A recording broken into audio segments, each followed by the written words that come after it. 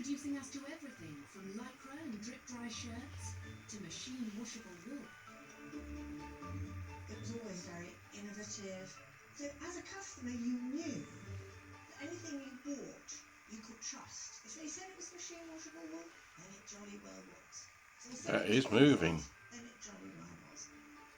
Nobody else put the money. That's what a good service does to a loco. All gears and all motion inside and out, all cleaned and re-oiled with high quality oils and greases. Before I did that, it wouldn't even move. All the gears were stuck, gummed up. This loco is about 20 years old, believe it or not.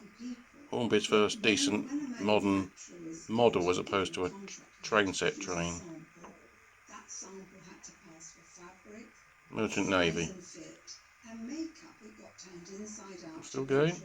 Yep, it is still going. It's amazing, isn't it?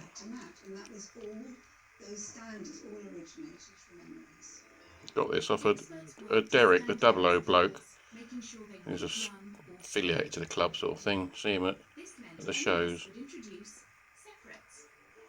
Customers could buy suit jackets and trousers or skirts separately, allowing them to mix and match sizes. Quite good, this little Hornby rolling road thing.